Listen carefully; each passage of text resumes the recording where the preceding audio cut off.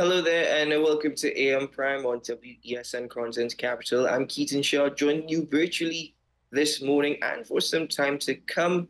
Thank God for technology, and thank you very much for being here with us this morning. We hope you had a great weekend as we start another weekend. It's the last week in the month of July, and the first few days for the month of August. And can you believe that we're really heading into the final lap of 2024 already? Time certainly is flying. With time, oftentimes said time waits on no one, so you have to push for progress. Is that really happening with TNT? Am I asking a rhetorical question? Does it just seem so frustrating? Well, all those things I suppose you'll have to answer for yourself, but we are certainly here to assist in having conversations about matters of urgency, really what is happening here in TNT and how we can indeed push forward. This morning, we have a plethora of topics to actually get into, starting, of course, with the news that is still on people's minds. I'm not so sure how much the debate has been extended beyond just Friday. But the news coming last week, Thursday, from Prime Minister Dr. Keith Rowley on the appointment of Keith Scotland as the minister in the Ministry of National Security, with particular focus, probably not sole focus, but particular focus on the operations of the Trinidad and Tobago Police Service. So let's start there this morning as I welcome an individual who unfortunately has had so much to say over the last few years, but has been restricted. And this morning, we are giving him that opportunity to expand on his school of thought and share with us his opinions. I'm joined by Rajiv Dipti. He's an industry expert, but you also know him as the former president of the Supermarkets Association of Trinidad and Tobago. Good morning, Rajiv. Welcome to the program. Good morning, Keaton. Good morning to the AM Prime team, and good morning to your viewers. Well, thank you very much for joining us indeed, very early on a Monday morning. But as we start the conversation, as I mentioned, the Prime Minister appointing Keith Scotland as the Minister in the Ministry of National Security, with particular focus on the Trinidad and Tobago Police Service. The thing is, we've heard over time, and most recently, a criminologist raised the point one more time, that people here in TNT have lost confidence in the TTPS, which is a major blow when it comes to fighting crime.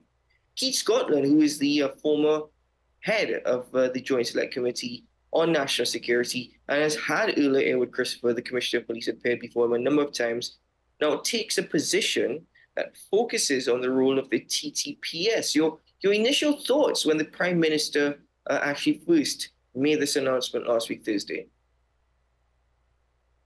I think I was as surprised as anyone else because when you think about national security, there is certainly a level of accountability that the nation wants to see, particularly with Mrs. Zula Christopher as the head of the Trinidad and Tobago Police Service, particularly where the incumbent Minister of National Security has served in the portfolio for some time and has, unfortunately overseen certain unwanted records there in that capacity. And I think where the nation would like accountability, I think where this appointment by the Prime Minister is an acknowledgement, perhaps, that the ministry's portfolio is, as he alluded to, is something that's so big in terms of border control, in terms of so many facilities that need to be overseen, that the appointment of Keith Scotland became something that was necessary. I think it begs the obvious questions. Why not earlier? Because it's something that, if this is the case, if this has been the case and more help has been needed in that ministry, why has it taken so long? The crime continues to be the number one deterrent to the business community in Trinidad and Tobago right now. It continues to be the number one deterrent to continued consumer and business investor confidence. And it's something that we need to examine to try to get results. So, with the appointment of Keith Scotland is invariably I believe he was appointed with respect to the overseeing of the Trinidad and Tobago Police Service, immigrant policies, and a couple other aspects of it. But his appointment is invariably going to be linked to the reduction in the number of serious crimes, including homicides, including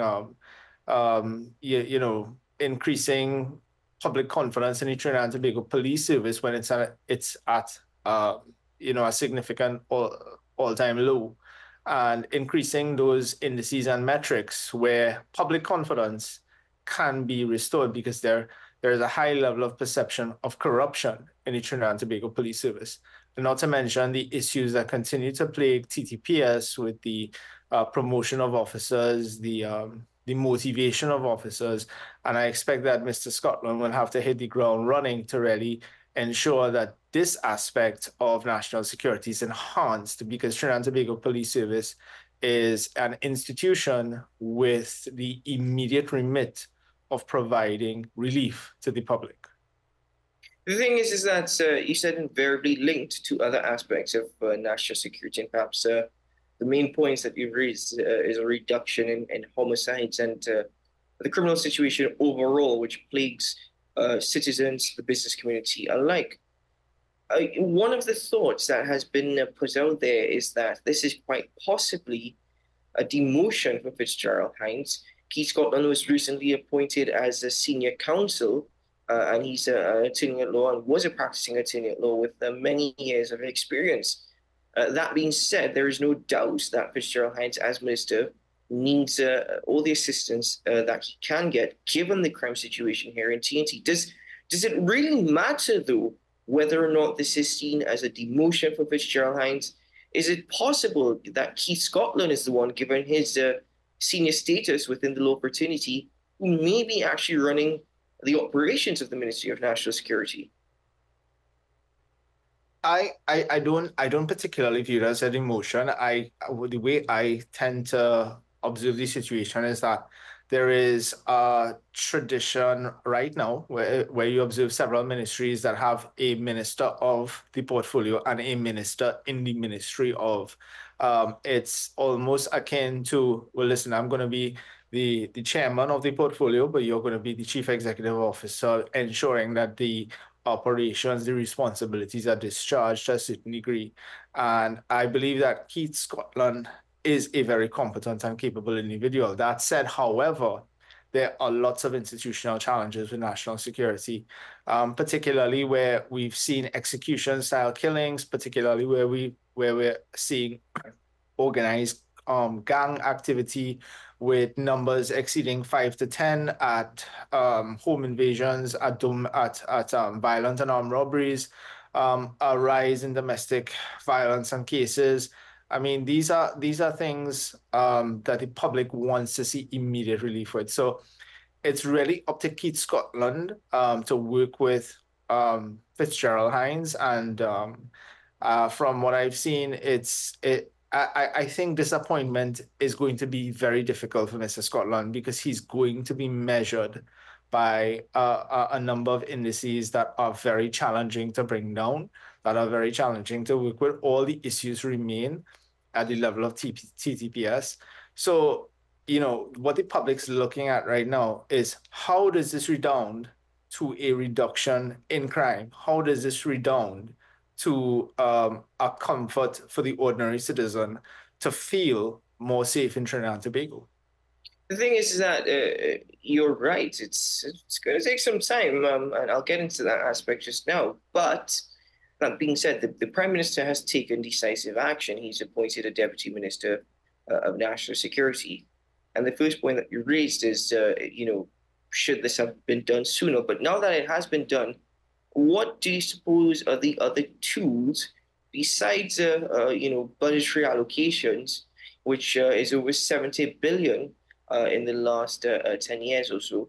But what do you suppose is now necessary to the tools that are necessary to give Keith Scotland all the assistance he needs, especially with view of the TTPS? What is it that he needs now in terms of support? I think you made mention of the view of the TTPS, and the public's view of the TTPS is one that's not good at the moment. We've had a roadblock situation last week where The Minister of National Security said it provided invaluable intelligence, and the public felt to a large extent inconvenienced by these. The truth is that the gang members don't operate at those daylight hours where these roadblocks take place. So there's a measure of almost having to work with the Trinidad and Tobago Police Service, the rank and file thereof, on effective policing measures, on effective tactical measures. And, when you look at the gangs, they're at a certain level right now where they're almost operating on intelligence, because they don't randomly do these home invasions. They are collecting intelligence the same way that the Ministry of National Security has various intelligence agencies that collect intelligence for operational purposes.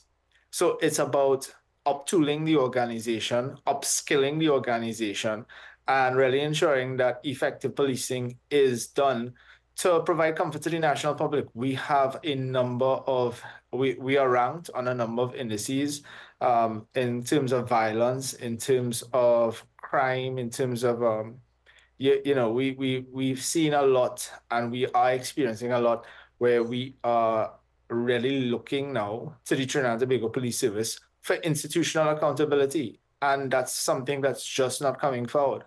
At the end of the day, if these institutions are underperforming, who is being held to account? Is it the minister? Is it the commissioner of police? Is it now Keith Scotland? These are very good questions. Thing is also, and that's an excellent point. To add to the points that you've made, I mentioned budgetary allocations, and the Ministry of National Security has been provided with over $70 billion over the last 10 years.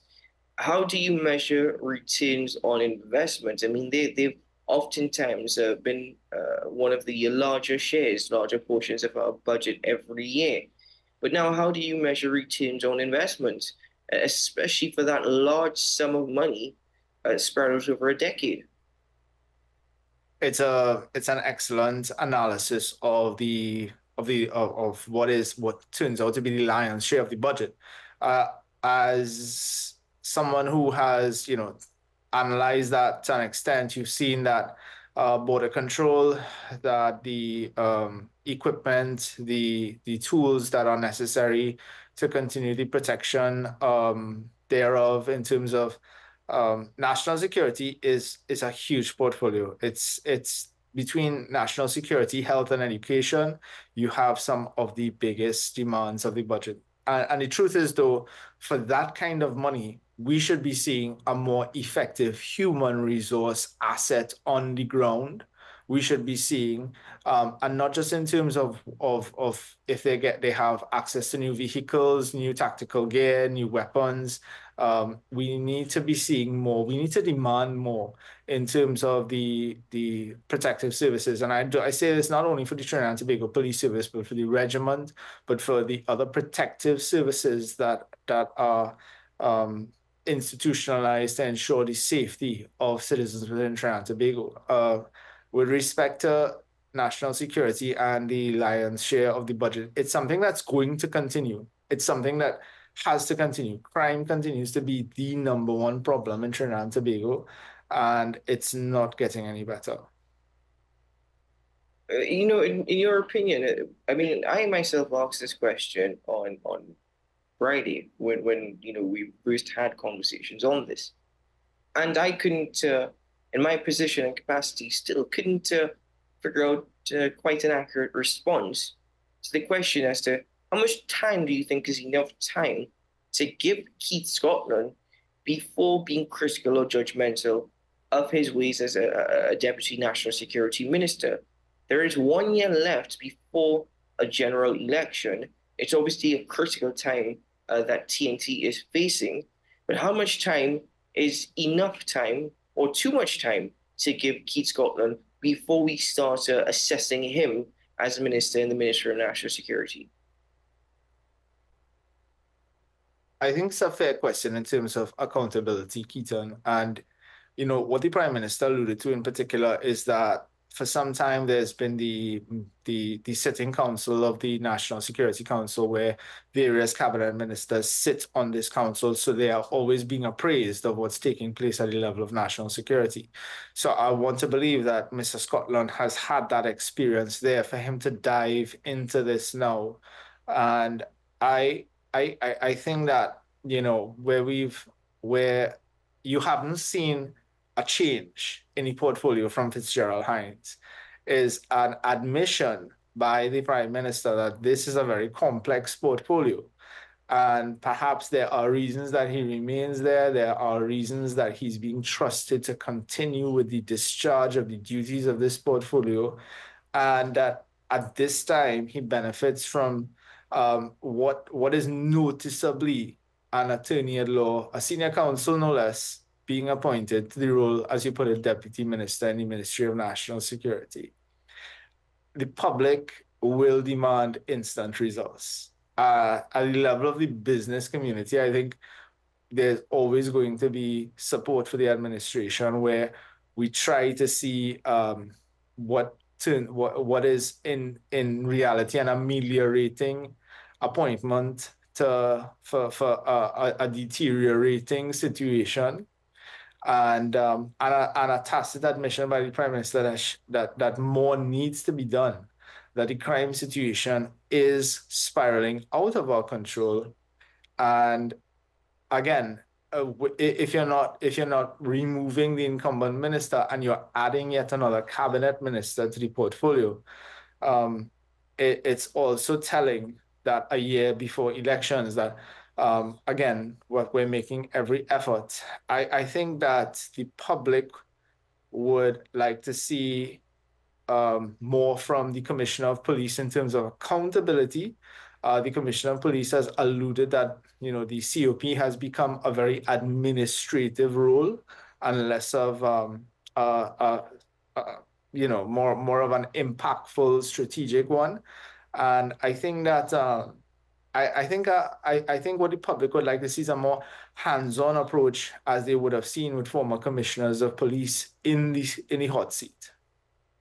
Well, not to have such a sharp cut in the conversation, but I reflected on our previous question, which focuses on budgetary allocation. And as you mentioned, it has been the lion's share, and you think that is going to continue. It's always very difficult to assess returns on investments to ministries because you're not often told exactly what the money is being spent on. That being said, however, do you think that the with a budget due in just about a month and a half, 2 months' time, do you think that the Ministry of National Security deserves or rather needs a larger allocation in the budget that is due soon? So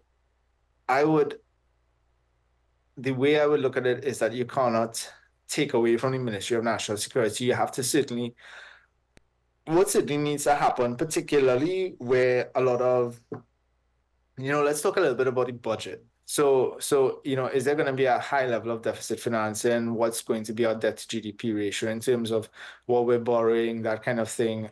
These are all things that come into it now. Certainly, the nation is seeing a level of taxation with property tax, the formation of the Revenue Authority, overseeing to see these items. So you're seeing tighter fiscal policies coming into play here. And I think what's going to happen is that regardless of where the allocations are, regardless of how large they are in the traditional ministries that receive the lion's share, health, national security, education, etc., that particularly where you have this tightening of fiscal conditions, that you're going to want more accountability. For example, the property tax is supposed to redound to regional corporations for the improvement of communities, etc. So,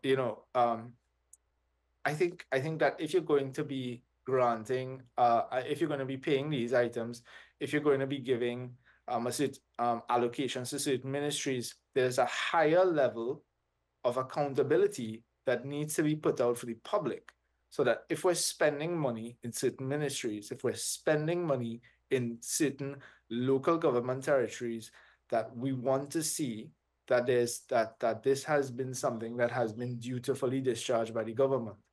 And I think that's what the public's going to be looking at because, of course, you're going to see national security getting a lion's share again. It's simply they need more in terms of the resource, in terms of manpower, in terms of intelligence and covert intelligence and operations, certainly in terms of the equipment and tools that they need for the job. And it's a lot in terms of the modern challenges of national security. You have layers of cybersecurity, you have layers of this, you have a blending of a very large migrant population. I believe I saw an acknowledgement by one of the ministers there that it's 70,000 plus migrants now. However, we put it more closer to 100,000 plus on the ground in terms of the migrants. So you have all these cultural impacts, and we're seeing a blend of that into the gang lifestyles, into what we're seeing on the ground in the communities that are being impacted and affected. So certainly, even when you talk about national security, how are we accounting for the migrants? How are we assessing their impact on the ground? How are we keeping track of them? And certainly, how are they working their way into the gangs? And obviously, if there is, and I'll say this again, if there's porous border control, where guns are coming in from Venezuela, for example, why are we not doing more to arm our businessmen, at least those who fit the requisite criteria for firearm users license, which happens to be one of the biggest issues by the business community in that I'm a business proprietor. I cannot get access to a firearm to protect myself. And, we have such porous border control where guns are coming in from mainland Venezuela and other places as the illicit narcotics trade continues. So, all these things make up the conversation this morning, Keaton. It's a point that you've raised in respect to the migrants and how we are keeping track of that situation. It's a very good point. The question, though, in respect to linking it to, there is a link obviously to criminal activity in Trinidad, linking it back to the overall picture, and even in respect to our economy. Several businesses have actually opted to hire migrants. The question is really focusing on the business as to why. There may be various reasons as to why. But with that in mind, do you think that migrants have actually added to our economy? Do you think that they've helped, to a certain extent with the circular flow of income here in TNT?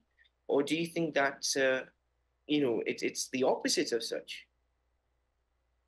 I think it's a great question. So one of the ways, certainly, Trinidad and Tobago has a history as a diasporic melting pot in terms of cultures, in terms of flavors, in terms of peoples, in terms of how we interact with each other. And that's certainly something that positions us uniquely on the world stage as a small country of 1.6 million people plus, and you have all these different things. So the Venezuelan, or let's call it the immigrant element, has been integrated into that over a period of time where we've seen mass migrations, mass emigrations from mainland Venezuela into neighboring territories, including Trinidad and Tobago.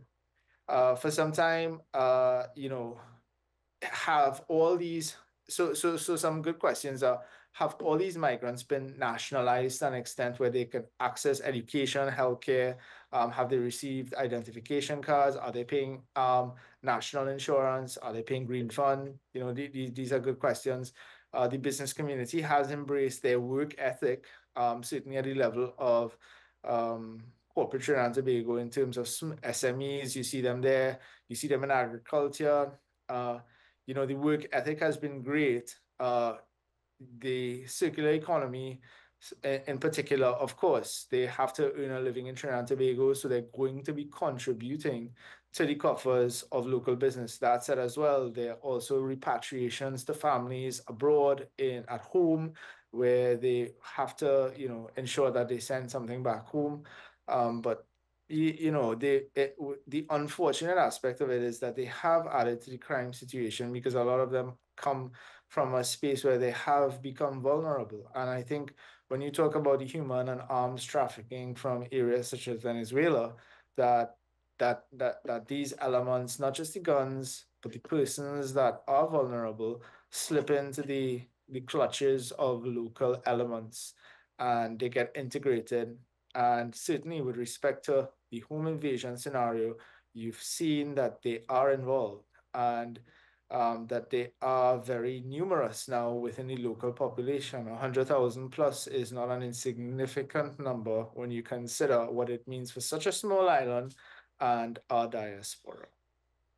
So then, therefore, Rajiv, it suggests that for quite some time now, it's been a very delicate balancing act. And whether or not we've gotten that right up until this point, Sydney is an entirely different conversation. But as we've mentioned throughout this conversation, we focus primarily on national security, and we've also spoken to a certain extent of the budget as well. In the months ahead, what do you think are the areas that are critical for continued, perhaps even microscopic evaluation and assessment, and certainly areas that definitely need greater attention in the months ahead that will translate to the years ahead? So I'm actually very excited for this budget. It's a pre-election budget. And you know that always means that there's going to be some excitement. There's going to be certainly an air of looking forward to what's going to be put out come September when the budget is read in Parliament. So it's something that we are all looking forward to.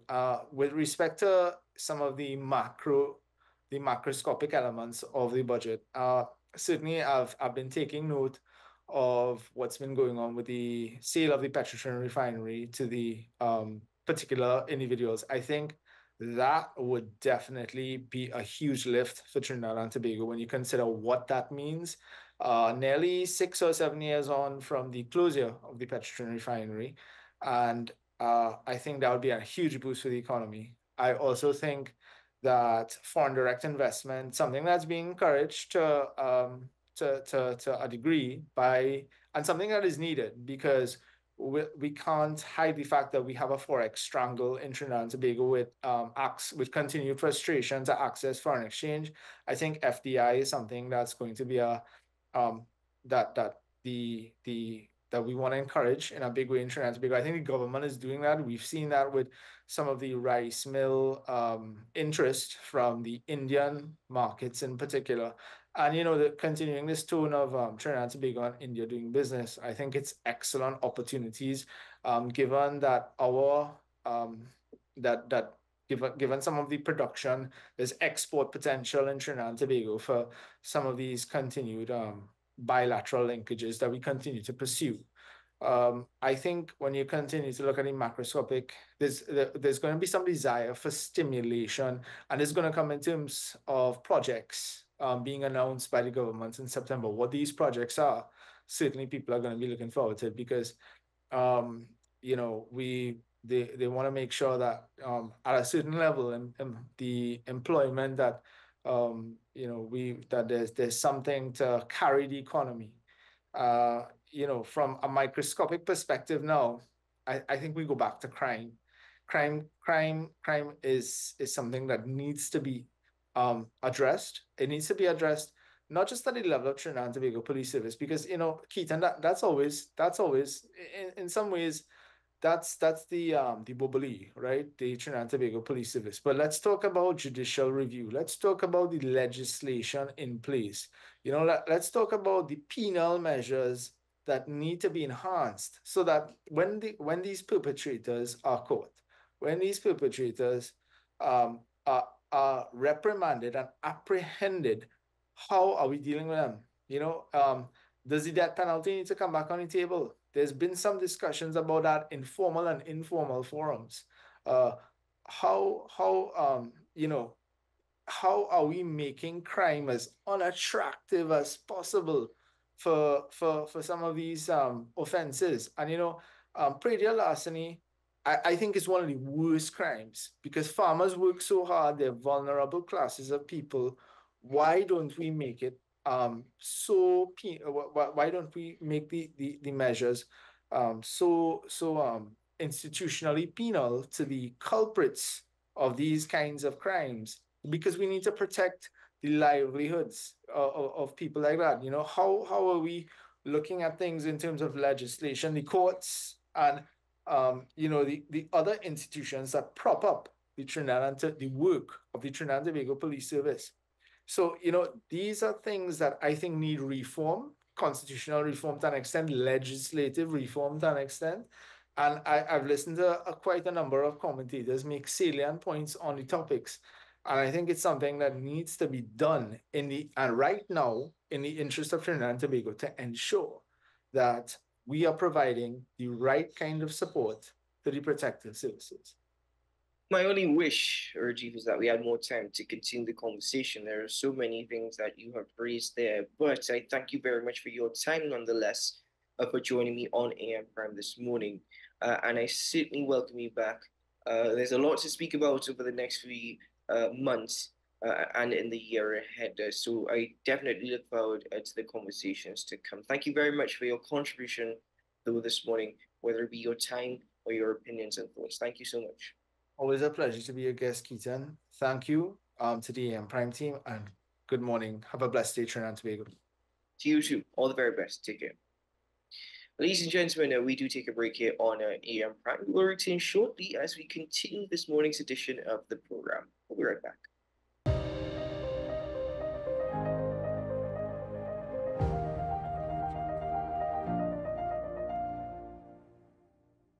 Transform your home with PCU Plus. From stylish furniture to the latest appliances, we have everything you need to create your perfect space. At PCU Plus, we offer fair prices and affordable financing options that are cheaper than hire purchase agreements.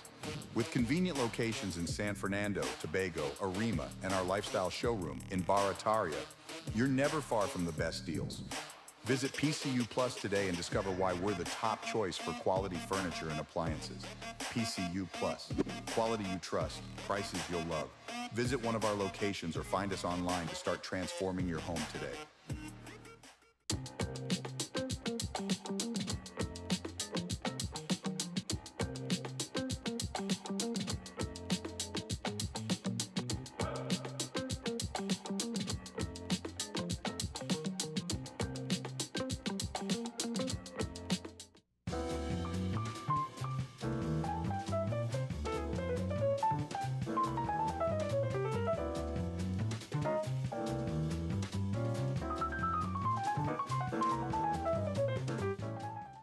The home of Caribbean content is growing, and we welcome you to be a part of the #1 platform for young personalities who are driven to make a positive impact in society.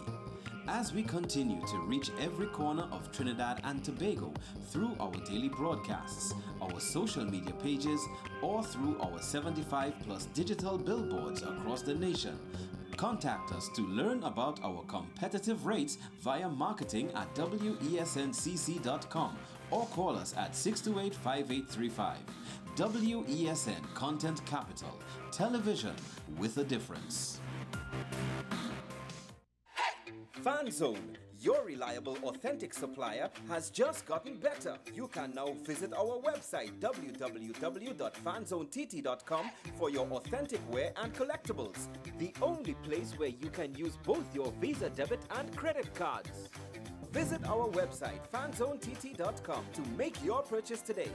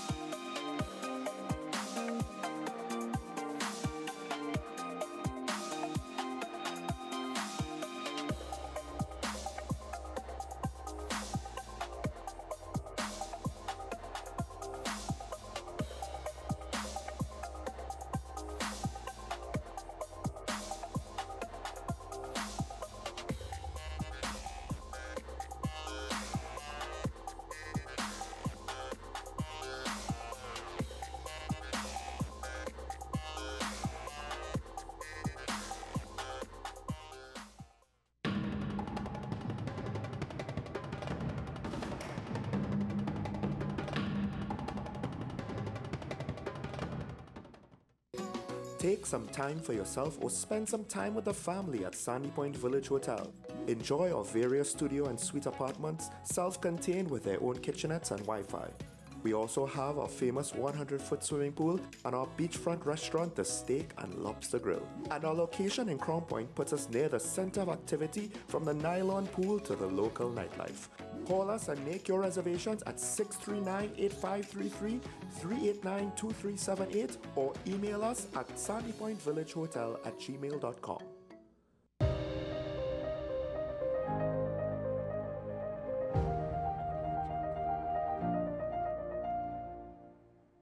Welcome back to AM Prime, ladies and gentlemen. Thank you very much for being with us this morning. It's my pleasure to welcome once more to AM Prime the NCPTE. First, let me introduce, I usually introduce the head first, but there is someone else joining Mr. Walter Stewart and I this morning as I welcome back to the conversation the Public Relations Officer, Ms. Jana Thomas. Good morning, Ms. Thomas. Welcome back. It's good to see you again. Good morning, Mr. Shaw. It's great to be welcome back. Thank you very much. Thank you to yourself as well. And to all the viewers of WSN, great to be here. Thank you once more. And of course, Mr. Walter Stewart joins us. Good morning, sir. Welcome back to AM Prime. It's good to see you. Good morning, and it's so good to be back. Happy Monday to all your viewership. Special good morning to you, Mr. Shaw, and of course, your technical team. Good morning, Mrs. Thomas. Pleasant good morning to you as well. Well, I believe we hope to be joined by another member of the NCPTA in a short moment. But in the meantime, Mr. Stewart, Ms. Thomas, I hope all is well. And if it's been about 2 weeks since we had a conversation, and we're in the middle of the mid-year break in between academic years. But let's have a conversation this morning as to the new school term will be starting shortly. We're already hearing the back-to-school sales. Let me start with you, Mr. Stewart. As per your hopes and your wishes as the head of the NCPTA in the academic year ahead, as well as the NCPTA's rules and what they hope to achieve in the academic year ahead. Well, good morning again. And of course, we are anticipating really our back to school September 2nd for the academic year 2024-25. And our wish list, if I should call it a wish list, is really to be able to address the myriad problems facing education throughout Trinidad and Tobago. Normally around the back to school time in September, high on the priority would always be school repairs, ensuring that during this 2-month period, July, August, that the Ministry of Education would put their house in order and ensure that several of our schools, and I say several because the ideal would be all our schools, but several of our schools would be up and running and ready to start touching the ground running on the 2nd of September. So we are anxiously hoping, positively so, that the schools are being repaired during this period, and that come September 2nd, there'll be no, minimal disruption as a result of school repairs. We are also looking, my second wish list as well, if I should use that terminology, is to also see the launch of cultural transformation. We have gone through a few sessions on cultural transformation, and we are buoyed by what we are seeing, especially the involvement of our parents. Because as you know, Mr. Shah, we have been pushing from day one on this program, the importance, the relevance, the necessity of parental involvement. And this cultural transformation speaks in a major way about the need to have parental involvement in the school life of your child. Well, I'll have to interject you there for the time being, Mr. Stewart, because I believe that Mr. Joseph Lindo of the Tobago arm of the NCPTA has joined the conversation this morning. Good morning, Mr. Lindo. I hope that you can hear us. Well, I am seeing Mr. Lindo in the program. I am seeing him. I don't know if he's able to hear us this morning. Lindo, are you hearing us? Is he unmuted? Hopefully he will. Hopefully he will hear us. But in the meantime, continue, Mr. Stewart, because Ms. Thomas is with us as well.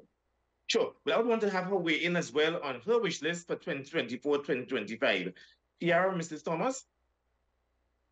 Good morning again. I'm really hoping that we can continue to support and strengthen our regions as well as our units. We've seen some great advances in how our units are representing themselves, but I'm all about publicity. So I'm hoping to create a publicity plan that will promote the good that the PTA has been doing. Now, so far, we have had many of our regions come back on board. I'm not sure if Mr. Stewart would have mentioned that in the past week, in the past couple of weeks. We had Victoria come back on board. We had St. Patrick come back on board. I would have had meetings with the public relations officers from those teams, and they're very excited about moving forward and really ensuring that their units are doing what they need to do in order for us to be able to present the best foot forward for what PTA is doing. So from the PRO's perspective, we just want to make sure that all our units are in the forefront, doing what they need to do, make sure that they're supporting the mission of the National Council of Parent Teachers Association, and that they continue to work for their children. And we just want to make sure that that message is being shared publicly. Thank you so much. Yeah. Any word on Mr. Lindo as yet? Mr. Lindo, are you on? I think Mr. Lindo is with us. Good morning, Mr. Lindo. Could you hear us? Yes, good morning. Hi, good morning. Good morning. Yes, Good morning. Lindo is with us. Thank you very much. And Mr. Lindo is from the beautiful Isle, viewers of Tobago. Mr. Lindo is the Tobago Regional Parent Teacher Association president. Members, we have 8 regions throughout Trinidad and Tobago. And of course, Mr. Lindo chairs the Tobago regional arm of the National Council of Parent Teacher Association. Welcome to you, Mr. Lindo. So very happy to have you. Thank you, Mr. President. Pleasant morning to you and the host, fellow executive officers. Thank you so much. I've always boasted, Mr. Lindo, that Tobago per capita, with about 40 schools, primary and secondary schools, government and government-assisted schools, Tobago can boast of per capita the largest following of PTA units throughout Trinidad and Tobago. I want to publicly say that Mr. Lindo and his team have been doing an amazing job in ensuring that almost 100% of all the schools throughout Trinidad and Tobago, are affiliated with the National Council of Parent Teacher Association. And of course, I've always paid homage to Mr. Lindo and his management of the Tobago Region Parent Teacher Association in order to ensure that these units are up and running. Mr. Lindo, what can you say then as to the strategy employed in order to ensure that almost all the schools in Tobago are affiliated with the National Council of Parent Teacher Association? Let's repeat the question again, Mr. Yeah, I was saying enough feedback. Okay, then. Okay. What strategy have you employed to ensure that almost all the schools in Tobago, primary and secondary, government and government-assisted schools, are affiliated with the National Council of Parent Teacher Association?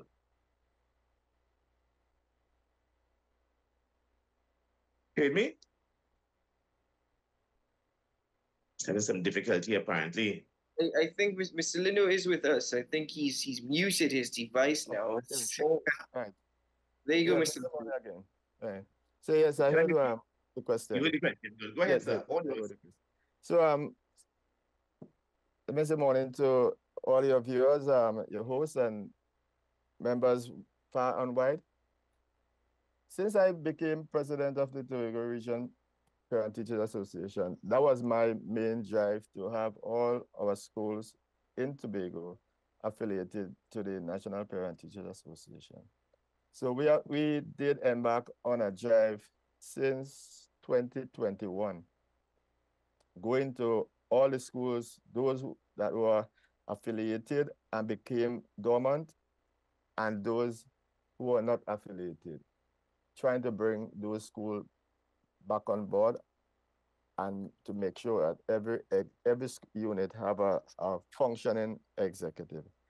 And I can say without any contradiction that we have successfully achieved that mission since last year. So we are just this year completing the last maybe about 3 or 4 schools that we were unable to bring on board last year. They were already affiliated, but they became dormant for some reason or the other. So there's about only 3 or 4 schools without functioning PTA in Tobago, which we intend to mobilize as soon as school reopen in September.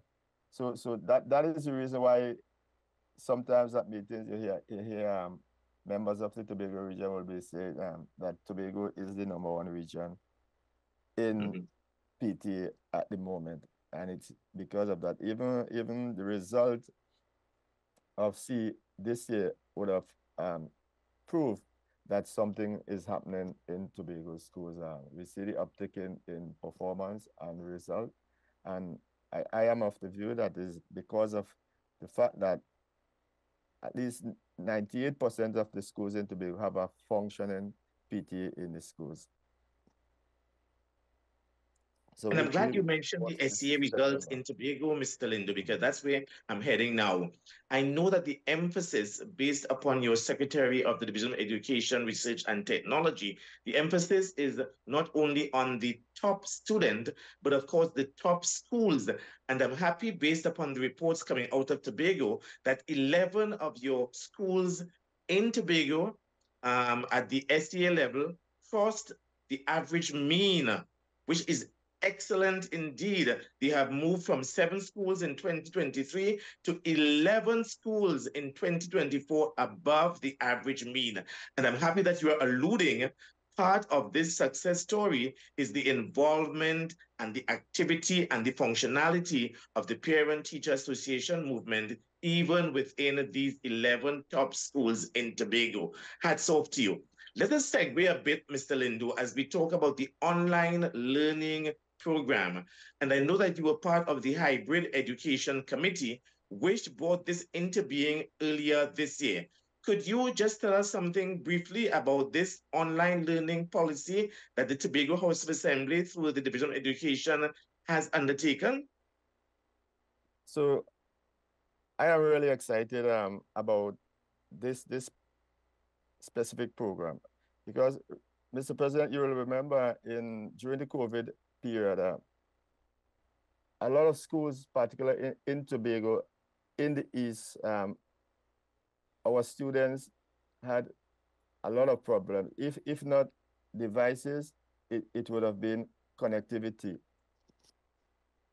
So the secretary in the Division of Education and basically Tobago House of Assembly saw it fit to introduce a program where we can put together an online program in the event that we should have COVID or any disaster in Tobago. And that program, we rolled out that program about 2 or 3 months ago. And I can tell you the effect of that program in Tobago. Probably that is why you see the uptick in the results last year. And we are about to roll out a sort of trial program in about 12 schools, 2 secondaries, 4 primary, and 4 ECC, where we will actually test the program come September, that last part of September, between September and December, where students at, I think, is primary schools will be doing like standard one class, and the secondary school will do Form 2. So the students of those classes will have an opportunity to actually test the program before we make it permanent in Tobago. So we have all the stakeholders in Tobago that is on board the hybrid committee. We journeyed to Trinidad. We met with the CEO of education in Trinidad to sort of compare Trinidad system to Tobago system. And I tell you, that was a great experience for me as president of the Tobago region, because there were certain things that happens in Trinidad that never really happened in Tobago. So we basically bridged that gap. So come September, we will see a completely different system in Tobago. And the hybrid system Well, it's not. It basically is going to be like a hybrid instead of online. So we will testing hybrid where students will be present and some online in the eventuality. So I think I don't have the date as yet in September when we'll actually do the launch, but there is another part of it which is we plan to have a public forum where all the stakeholders and parents would be invited to give their final view on the program. So that is a program I expect all our PTA members to attend the program because we want to have an input from parents. Because remember, once you go to online learning, we had the problem, if you want to call it a problem, and that was one of the issue that the NPTA, when we sent the document to NPTA for NPTA viewing, that was one of the Yes. points that the NPTA pointed out of parent, what the role of the parent in the whole scheme of this. So we want to give parent that actual say. Because we heard from the principal, we heard from principal association, we heard from tutor, we heard from NPTA, but the parent and students is the last to be heard from. So sometime within September, at least the first 2 weeks in September, expect to attend that particular meeting. So Sure. I look forward to this event. Yeah, looking forward to that, Mr. Lindo. And I'm really very proud and pleased of this initiative by the Tobago House of Assembly. As a Tobagonian myself, I like to boast that sometimes we lead from in front because as we are all aware, education falls under the 5th schedule under the Tobago House of Assembly Act. And as such, education is under the ambit, really, of the Tobago House of Assembly and not necessarily central government. So that Tobago really has the leeway in order to be able to initiate and put policies and strategies and programs in place in order to ensure that we get the kind of result that we see coming out even at the SCA 2024 level. So really hats off to the Tobago House of Assembly, hats off to all the stakeholders, of course, including the Tobago Region National the Tobago Region Parent Teacher Association under the astute leadership of Mr. Joseph Lindo. Congratulations to you on this particular program, and we anticipate and look forward to the launch. Briefly though, with the limited time we have before us, Mr. Lindo, about the impact program, integrated math and PAN in the classroom teaching, where we are, as it were, bringing together mathematics and PAN or music and academics in order to be able to achieve that holistic development in our children. Could you briefly speak about this? Because I know it's a vocation program, as it were, in Tobago that is being rolled out. Could you just tell us something briefly about it? Well, impact. Sorry, go ahead. The impact of PAN, the program in Tobago is basically positive, extremely positive, because our students in Tobago, even before the program, all these major schools in Tobago have a steel band in the classroom. So it's like an added part of the program with the band, and it will help, for sure, because if you look at what is happening in the country today with some of the deviant behaviors you are seeing with our students, I think the idea was to try to make sure you have something for students to be doing within certain time rather than be left unattended in any period of time during school time. So we are seeing some success, if I want to use that term. But teachers, with the feedback, teachers, students, everybody are happy for this program. So come September, after September, you will be able to see exactly how successful this program going to be. But I am of the view that it will be successful. Thank you very much, Mr. Lindo. And of course, we know the emphasis, especially recently on PAN. Parliament recently passed, where the PAN is the national instrument of Trinidad and Tobago. Quite recently, the President of the Republic of Trinidad and Tobago launched a PAN camp on the grounds of the President's house, so that we are really seeing where PAN is now playing an integral part in academia. And of course, the discipline that goes along with it is what we have to be applauding and what we have to be commending. So hats off again for this initiative in Tobago on the Impact Program, integrating PAN and of course academia in our schools in Tobago. I'll just open the floor now for Mrs. Thomas before we wrap up. Mr. Shaw, if I may, if she has any remarks on Mr. Lindo's. Yes, certainly, Sure. please do. So, Thank you, Mr. Mr. President, if I may interject one thing, Mr. Lindo, go ahead. the program not only benefit the students, but it also benefit all the large bands in Tobago, because during Panorama time, you will find at least 20% of the players, they are students of the various schools. Fantastic, fantastic. Yeah. So of course the community and of course Tobago by extension would benefit from this particular program. Hats off to you, Mr. Lindo, and of course Tobago House of Assembly. Thank you so much. Mrs. Thomas, thank you. I would just like to mirror the comments of the president to really congratulate Mr. Lindo and the Tobago region. When you look at the social media feeds for the Tobago House of Assembly, or even just generally, you see the good work that is happening in Tobago. You're seeing the good work, the partnership with the THA, the partnership with the Education Secretary.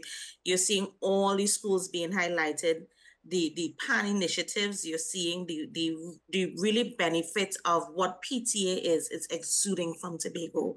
So congratulations to Mr. Lindo, and we are very happy, and we consider yourself one of the best in the region, and we see why, one of the best in the nation, so we see why. So congratulations to you and your executive, and we all hope that we can have that same in Trinidad. So we're looking forward to, and Mr. Lindo is also on the national executive as well as the third vice president. I don't think we mentioned that. So it's also a pleasure to work alongside him on the national executive and have that same excitement and experience brought into our executive.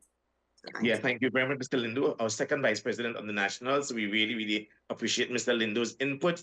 And of course, we thank him for joining us on this program this morning. I just wanted, because this is probably going to be our last, for the time being, Mr. Shah, our last session on WESN, but I just want to publicly, on behalf of the National Council of Parent Teacher Association, express our profound thanks to the management and staff of WESN. A special thanks to you, of course, Mr. Keaton Shah, for your involvement in this program, inviting us as members of the Trinidad and Tobago National Council of PTA Incorporated to come on your program and to espouse, to market, to crusade for the relevance and the importance of the Parent Teacher Association, the involvement of parents in the school, in the academia, as a main stakeholder in education throughout Trinidad and Tobago. So we really appreciate, Mr. Shah, all the effort, all the time that you spent with us. And of course, we are looking forward to coming back on stronger, more effective, and of course, making sure that our voices are heard, home and school united for the good of the child. Thank you all. Well, thank you very much indeed, Mr. Stewart. Thank you very much, Ms. Thomas, and of course, Mr. Lindo, for joining us this morning. And thank you very much to the NCPTA for their time here at WESN and on AM Prime, for their continued updates to the nation as per their operations, but also sharing their thoughts and opinions, not only in respect to education here in TNT, but by extension, the national discussion and the overall picture, as I like to say. So I want to thank you very much for joining us for the last few months here on the program. And as you said, it's more than likely for the time being, it's just maybe it's not a goodbye, it's a see you later, as they say. We wish you, the NCPTA, all the very best. And it's crunch time. You have quite a heavy month, 2 months ahead, but we certainly look forward to continued discussions in times to come. Thank you very much. Thank you. Take care. All the very best. Well, ladies and gentlemen, once more, we thank the NCPTA for joining us on AM Prime. Certainly every Monday morning, they have made themselves available, and we always appreciate their time and their contributions to the national discussions. Ladies and gentlemen, we take a break here on the program. When we return, AM Prime is not over. We still have a lot more to get into. We'll be right back.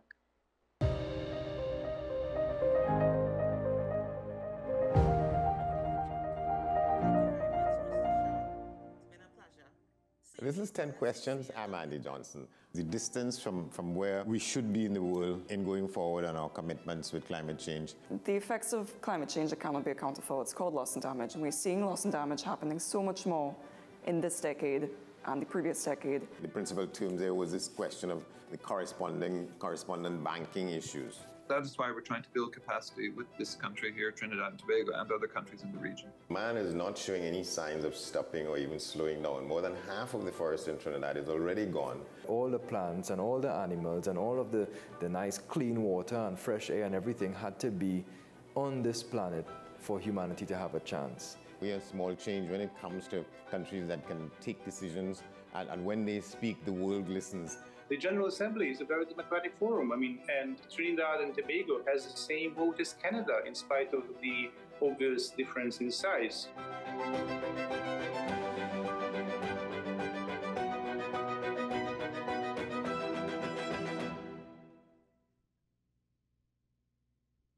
Pastor J, I want to get a tattoo. You really respond to me. Respond to me how you would respond to me. The first question I'll ask is why. Controversial taboo topics. We get so consumed by church, we forget that we have to live the life of being a Christian outside of the Sunday. Like you say, services. we think going to a service makes us a Christian. Exactly. Yeah. Right. So here we are about to hear the second time Pastor J wanted to take a tattoo. Would have been late last year and early this year. Oh gosh. Hope Unfiltered podcast with Pastor J and Ren. Folks, we're back and better than ever. Your show have always appeared to be a show that is focused on going to the cause or looking to the cause. We hardly ever talk about the white-collar crime, though. We always talk about the ones that involve more as physical violence against individuals. The citizens will only measure transmission when water starts to flow through their taps. The Constitution doesn't talk about local election. Contract mafia that's responsible for looting the country, and they own and operate these politicians. So if you are running a country and you can't say nothing as a prime minister, please take up your bag and go. It is not comparative to the murder figures, but it is in fact very high. I believe he's protecting certain individuals.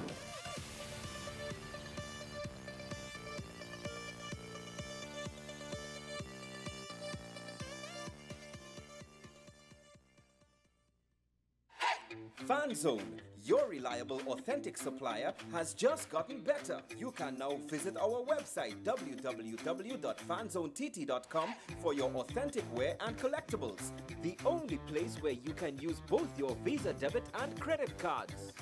Visit our website, fanzonett.com, to make your purchase today.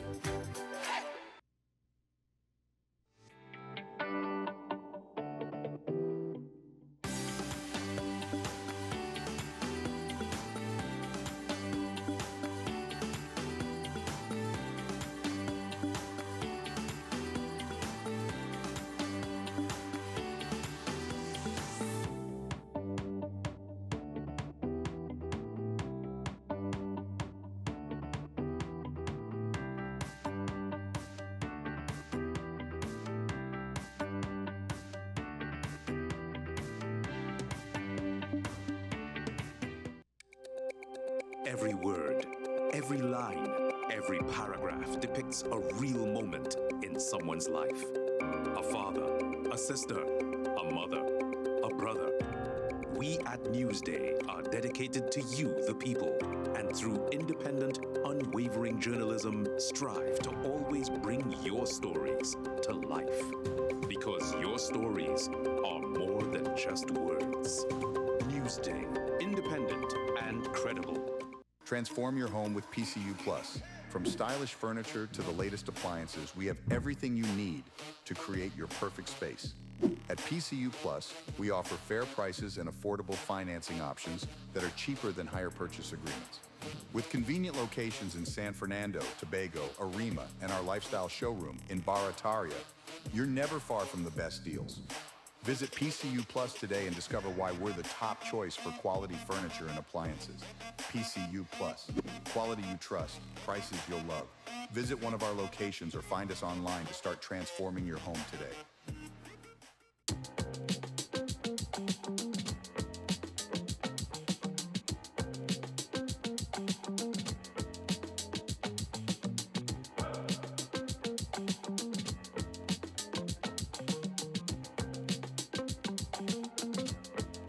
You are watching Strictly Legal on WESN Content Capital. Just give an overview of what exactly is that split arrangement. Now you don't need to register nothing. You don't need. We can do that another time. But then it becomes a hit, and then everybody starts to want to claim. The laws that predate many of the independent countries' constitutions are going to be those colonial laws. We know there are an infinite amount of circumstances that would lead to a murder. I have a great idea and I have a great concept, but until it's actually expressed, it does not become intellectual property. Accomplishments or targets of a forensic accountant is to quantify what may have been lost. We believe in different criminals and we manipulated the law and we exploited the system. A responsible journalist will reach out to the person who they have the information on for a comment.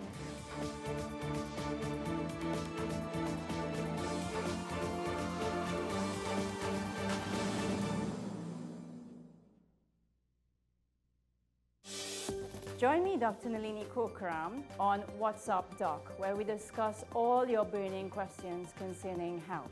Trinidad and Tobago is among one of the highest risk group of patients that develop this form of genetic breast cancer. What I'd like to take home from a short interview like this, screening. You must screen. Because it's silent. It's silent. Yeah. And because it's silent, you don't know it's there. What's Up Doc, every Tuesday and Thursday on WESN Content Capital. This is Face of Sports, WESN Content Capital. How you felt about the kiss on the lip? That's the business. I'm not to do with that. I find that was distasteful. The national senior team, whether you like it or not, that is the model for all other teams to follow. I'm assuming that the regional requirement may be a much stricter requirement. This is not about Pro League and Super League. This is a league run by the Normalization Committee that I'm responsible for. Nobody expected FIFA to fund this arrangement. If we don't get a professional attitude towards this, we are doomed for failure. You break the balance, trip the leg, control the body. They ain't gonna stand put forever. Why you want the Chiefs to lose so? Why you want the Chiefs to lose so? They already have two. Lamar don't Why? have. You're jealous because you know the Chiefs getting closer to the Patriots. Let's go to the last part. No, of the not no. Let's go to the last part.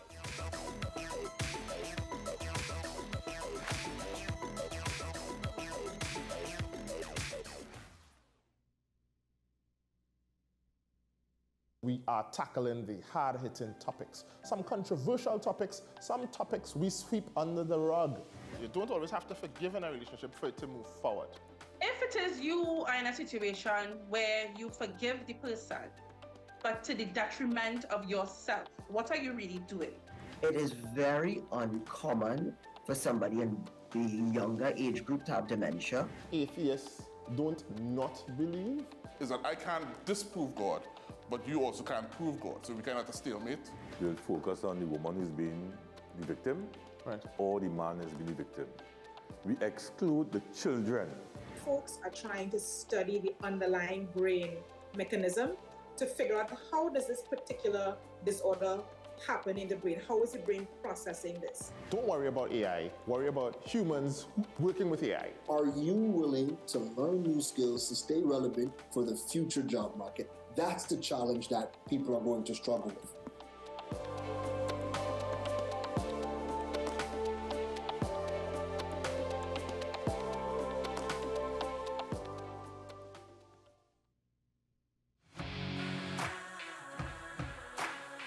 Every day, we communicate through stories. Stories of ourselves, our challenges, our goals, our experiences, and our aspirations.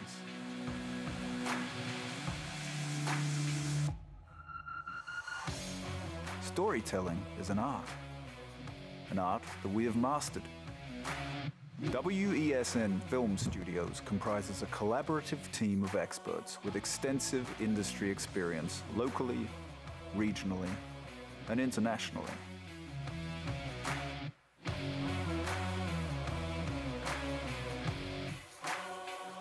The ability of your business to successfully communicate with your preferred audience depends on the strength of the stories you tell. Your vision should be communicated in a high-quality, professional, and creative way.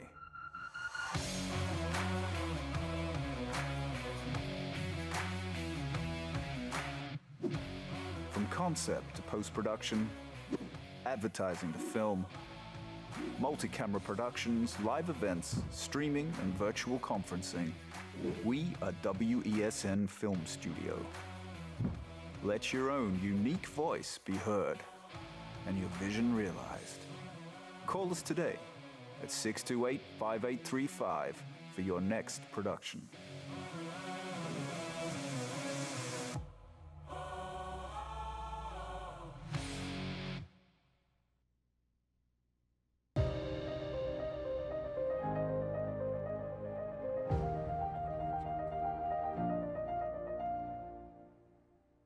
Well, ladies and gentlemen, I said that there's a lot more to speak about on AM Prime, and I am sticking to my word. There is a lot more to speak about on AM Prime, so we thank you for your patience. But I kindly ask that you extend that patience as there is a lot more to speak about, but not just this morning. This is actually where we are concluding this edition of the program. But I want to thank all my guests for joining me this morning. Mr. Rajiv Dipti, he is the former president of the Supermarket Association, but he's also an industry expert, and we are industry expert when it comes generally to the supermarket chains, as well as their contributions to the economy, but their inputs, their outputs, because there is a lot to speak about based on what he said. But as a business leader, of course, and as a young individual, certainly has a lot to contribute to the dialogue, and of course to the NCPTA for their presence on the program. We've had them for the last few months. At this point, we are pausing on that conversation as the NCPTA does have quite a busy schedule in the next month or two ahead. But we do thank them very much for their time and their contribution. And of course, to you, the viewer, we thank you for your presence always and for your continued support. That's it, though. I am Keith Joe, wishing you a safe day ahead, and may it lead to a great week ahead. And I want to also thank my team, who have always worked so hard in the background, in Ryan Gomez-Burke, and of course, Maya Wood. Thank you very much. And of course, our production assistant, Naomi McNish. Ladies and gentlemen, we take a pause for AM Prime's conversations for today, but we'll see you again tomorrow morning. Bye-bye.